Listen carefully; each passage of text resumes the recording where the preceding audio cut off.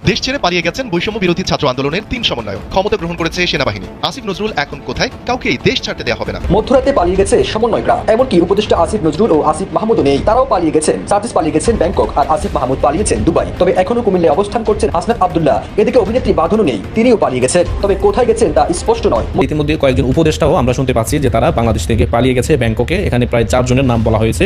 যে শেখ হাসিনার কথাই অবশেষে সত্যি হলো। শেখ হাসিনা যা বলছিল তাই সঠিক ছিল। এবার বড় পরিবর্তন আসতে যাচ্ছে বাংলাদেশের শাসন ব্যবস্থায়, যা অতীতের 12টি সংসদ নির্বাচনের শাসন আমলের চেয়ে ভিন্ন হবে। ফেসবুকে বা দেশ জুড়ে বিএনপি বনাম সমন্বয়ক একটা অবস্থান চলছে। গুরুত্বপূর্ণ ভিডিওতে আপনাকে স্বাগতম। দর্শক, আজকের এই ভিডিওতে বেশ কয়েকটি গুরুত্বপূর্ণ ভিডিও ফুটেজ নিয়ে হাজির হয়েছি। এমনকি দর্শক, আজকের ভিডিওর শুরুটা দেখেই বুঝতে পেরেছেন আজকের নিউজটা কতটা গুরুত্বপূর্ণ হতে চলেছে। এমনকি দর্শক, আজকের নিউজে কি ধরনের ভিডিওগুলো আপনারা দেখতে চলেছেন। তো দর্শক, যারা এই ভিডিওটি প্লে করেছেন তাদের উদ্দেশ্যেই বলবো, না টেনে সম্পূর্ণ ভিডিওটি মনোযোগ সহকারে দেখবেন, তাহলে বিস্তারিত বিষয়গুলো আপনারা বুঝতে পারবেন। তো দর্শক, চলুন কথা না বাড়িয়ে আমরা মূল ভিডিওটি দেখে আসি। তার আগে আমার চ্যানেলে নতুন হলে চ্যানেলটিকে সাবস্ক্রাইব করে রাখবেন এবং পাশে থাকা বেল বাটনটি বাজিয়ে দিবেন পরবর্তী ভিডিওর আপডেট পাওয়ার জন্য। এমনকি দর্শক, একটি লাইক দিয়ে দেখতে থাকুন সম্পূর্ণ ভিডিওটি।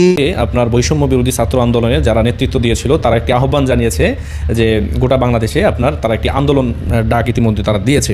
এখন প্রশ্ন হচ্ছে যে ইতিমধ্যে কয়েকজন উপদেষ্টাও আমরা শুনতে পাচ্ছি যে তারা বাংলাদেশ থেকে পালিয়ে গেছে ব্যাংককে। এখানে প্রায় 4 জনের নাম বলা হয়েছে। এটি আপনার সালাউদ্দিন ভাই নিশ্চিত করেছেন ওনার ভেরিফাইড ফেসবুক পেজ থেকে লাইভে এসে। এখন প্রশ্ন হচ্ছে, তাহলে কি ঘুরে যাচ্ছে বাংলার রাজনীতির মোড়? তাহলে কি অবশেষে সেই শেখ হাসিনার কথাই সত্য হলো? এমনটাও তো হতে পারে যে শেখ হাসিনা উনি নিজে থেকেই এই সকল কিছু সেট আপ দিয়ে উনি ভারতে চলে গেছে শুধু দেখার জন্য আসলে এদেশের শত্রু কারা।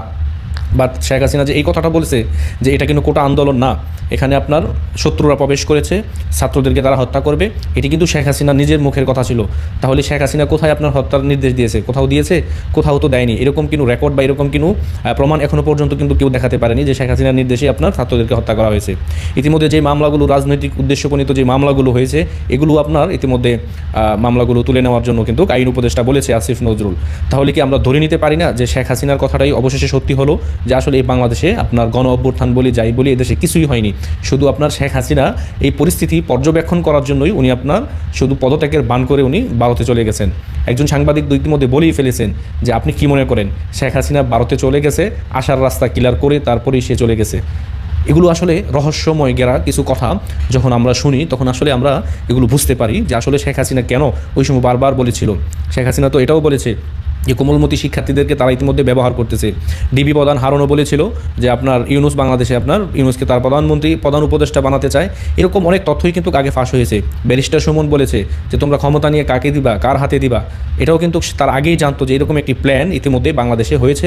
এগুলোর আভাস কিন্তু তারা আগে পেয়েছিল। তার মানে আপনি বুঝতেই পারতেছেন যে এই দেশকে নিয়ে কিন্তু অনেক বড় ষড়যন্ত্র করা হয়েছে, যা কিনা আমরা সাধারণ জনগণ যারা রয়েছে দেশের তারা সেটি বুঝতে পারেনি। হয়তো অনেক দিন পর বা কয়েক মাস পর তারা সেটি বুঝতে সক্ষম হয়েছে। আপনি ধরেই নিতে পারেন যে ইতিমধ্যে উপদেষ্টারা আস্তে আস্তে সব পালাবে।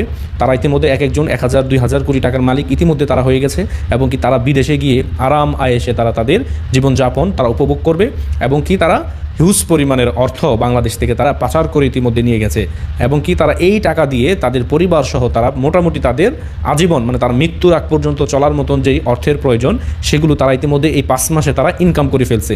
এখন যদি তারা বিশ্বের উন্নত যে কান্ট্রিগুলো রয়েছে সেখানে গিয়ে কিন্তু তারা স্থায়ীভাবে বসবাস করতে পারবে, কিন্তু দিন শেষে কারা আপনার হবে?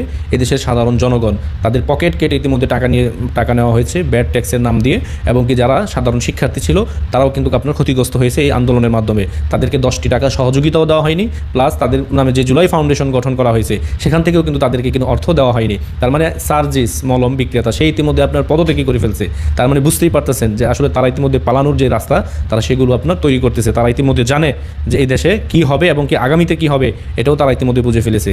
তার মানে তারা যে এই রাষ্ট্রের শত্রু, দেশের জনগণের শত্রু, রাষ্ট্রের শত্রু, তারাও ইতিমধ্যে সেটি ঘের খেয়ে ফেলেছে যে আমরা আর আমাদের রক্ষা নাই, কারণ আমাদেরকে বাঁকতেই হবে, পালাইতেই হবে, নাইলে এছাড়া আর কোনো রাস্তা আমাদের খোলা নেই। আপনি দেখতে থাকেন সামনে কি হয়।